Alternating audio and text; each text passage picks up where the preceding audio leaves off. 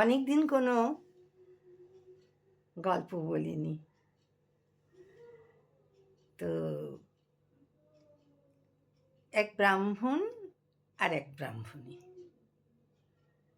দুজনে থাকে। আর ব্রাহ্মণ ভয়ঙ্কর পেটুক, সারাদিন শুধু কি খাবো কি খাবো কি খাবো কি খাবো এই অস্থির করে মারে।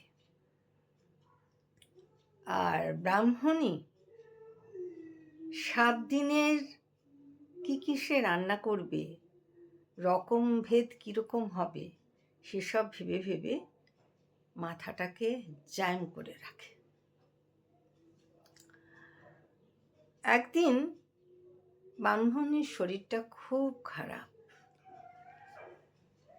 তখন সে বলল, দেখো আজকে আমি পারছি না বাবু, আজ তুমি বরং কিছু করো না, আমি তো এত বছর তোমায় করে খাওয়ালাম। বলে, এই জন্য তোমাকে তো আমি বিয়ে করে আনিনি যে আমি হাত পুড়িয়ে রেঁধে খাবো। ব্রাহ্মণী তখন ভাবলো, আশ্চর্য মানুষেরা। তখন একটু দূরে ব্রাহ্মণীর এক সই ছিল।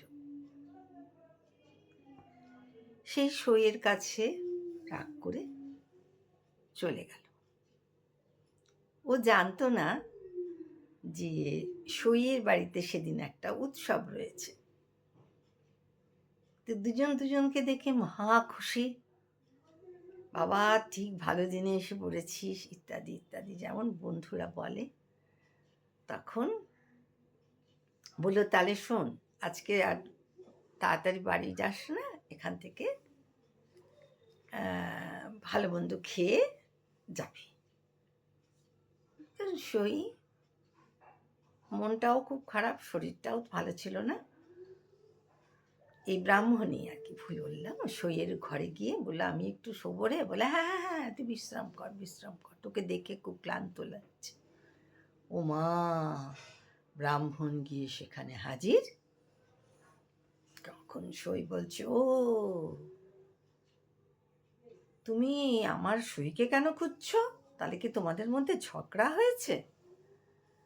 বলছে, না, ও রাগ করে চলে এসছে, দেখুন না। বললো, বাবা খুব ভালো খুব ভালো, তাহলে তো আসুন আসুন, আপনিও আসুন, আজকে আমার খুব আনন্দের দিন, আপনারা দুজনেই এসছেন। তখন অনুষ্ঠানের শেষে দুজনকে খুব পেট পুড়ে খাওয়ালো। এবার তো বাড়ি ফিরবে। বাড়ি ফেরার পথে বলছে, তুমি না বউ মাঝে মাঝে রাগ করে বন্ধুর বাড়ি চলে যাও, খাওয়াটা আমাদের দুজনেরই বেশ ভালোই জুটে গেল আজ। নমস্কার।